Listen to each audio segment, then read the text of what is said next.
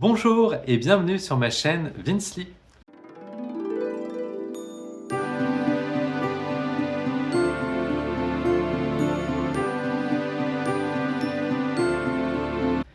Je suis heureux de vous retrouver dans cette première vidéo de 2026 et avant de commencer, je vous souhaite mes meilleurs vœux. Le jeudi des lecteurs arrive, le premier de l'année est consacré à notre lecture préférée de l'année passée. Alors, parce que j'ai eu quelques difficultés à choisir et que j'en ai aimé plusieurs au cours de l'année, je vais vous faire une petite rétrospective des livres que j'ai lus en 2025 qui m'ont le plus plu. Et je vais vous dire à la fin celui que j'ai préféré. Il y a un petit classement quand même, il y a un petit travail de recherche malgré tout.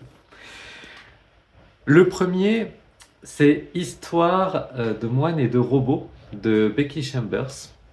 Donc c'est la duologie qui est regroupée en un seul volume, un psaume pour les recyclés sauvages et une prière pour les cimes timides. Donc c'est un livre que j'ai beaucoup aimé parce que c'est un rayon de soleil et comme je le disais, une bouffée d'oxygène dans les perspectives parfois dystopiques qu'on peut avoir dans la littérature. Et c'était la découverte de ce genre littéraire, le solarpunk il me semble, qui m'a beaucoup plu et c'est ce que je retiendrai aussi de 2025, c'est la découverte de ce genre littéraire qui, je pense, va m'ouvrir vers d'autres lectures. Donc c'était une de mes dernières lectures de 2025.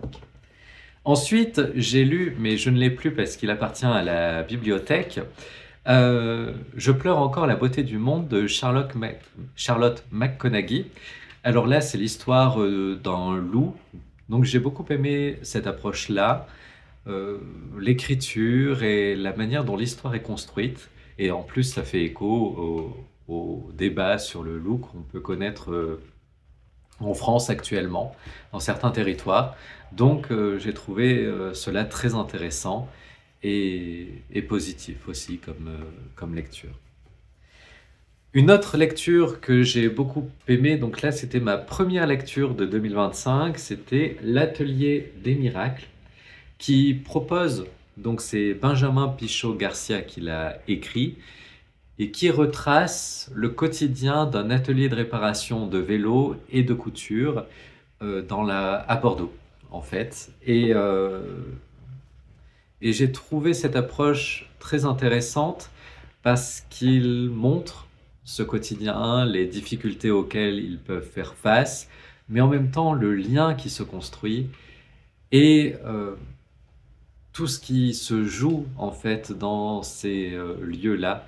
Et j'ai trouvé ça voilà, très intéressant, ce monde un peu parallèle des tiers-lieux qui sont parfois menacés avec les politiques d'austérité actuelles. Et ça montre en fait le trésor que représentent ces lieux-là.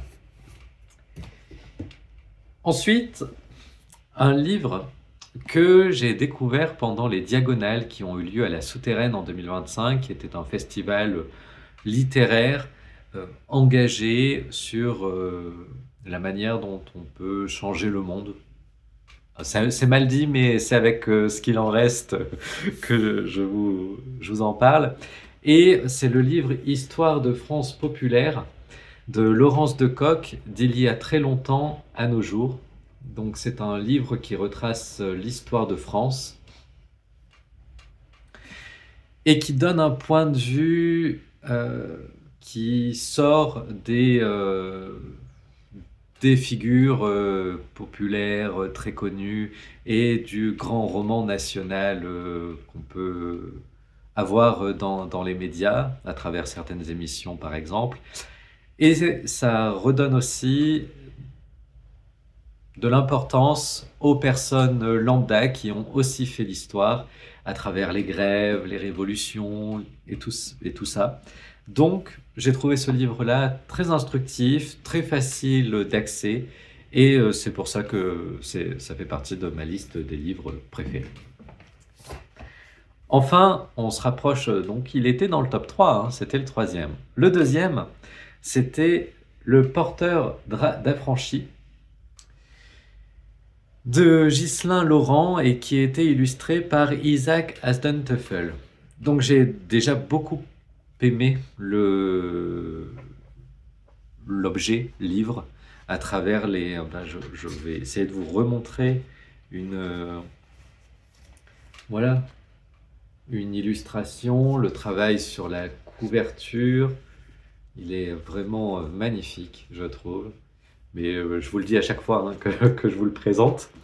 Mais c'est pour ça que je l'ai beaucoup aimé. Et aussi par rapport au fait qu'il montre, donc, dans un monde imaginaire, une romance LGBT qui donne la place aux personnes, donne de la visibilité aux personnes LGBTQIA+. Et c'est pour ça que j'ai beaucoup aimé ce livre, et l'histoire est aussi très intéressante, les personnages sont attachants, et je n'ai malheureusement pas pris le temps de lire la deuxième partie qui est sortie en octobre, mais c'est mon projet de 2026. Et enfin, sur le podium, c'est un court livre que j'ai vraiment adoré lire, découvrir, qui m'a profondément touché, qui m'a ému. C'est le livre de François Bégodeau, L'amour. Ce livre-là qui retrace le quotidien de Jeanne et Jacques, hein, il me semble, et suivre leur quotidien de leur rencontre, de cet amour de couple, cette vie de couple qui se construit, ce quotidien simple, ça m'a bouleversé jusqu'à toute cette période de vie. Ça m'a bouleversé et c'est vraiment un livre que je recommande, qui est très court. L'écriture est un peu particulière au départ, parce que tout se suit comme ça, tous les événements de vie se suivent comme s'il n'y avait pas de, voilà, pas de chapitre, pas d'alinéa. C'est la vie, donc la vie est faite de moments qui se suivent, d'instants qui continuent et qu'il n'y a pas d'arrêt. Et c'est ce que j'ai retrouvé dans l'écriture de Bégodeau. Donc, c'est un peu désarçonnant au départ, mais je m'y suis très vite fait et ça donne de la puissance à cette histoire-là. Donc c'est vraiment un livre que je recommande. Et peu importe ce qu'on peut penser de François Bégodeau, qui peut voilà, alimenter des fois voilà, soit on l'aime, soit on ne l'aime pas, mais ce livre-là, en tout cas, je l'ai beaucoup aimé et je le recommande.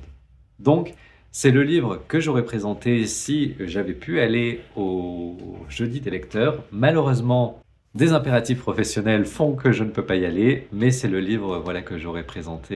J'arrive à la fin de cette vidéo, donc je ne sais absolument pas, j'ai pas pris de bonnes résolutions pour la chaîne, pour mes lectures, donc on verra comme ça vient. Et puis ben, je vous souhaite une bonne journée, un bon début d'année, de pas trop abuser sur la galette, les bugnes et tout ce qui arrive maintenant de bien gras, et de profiter de la neige parce qu'il neige. Et donc voilà, faites attention aussi aux chutes, n'allez pas vous faire une fracture, ce serait dommage pour commencer l'année. Mais je vous présente encore mes meilleurs vœux. À très bientôt et prenez soin de vous.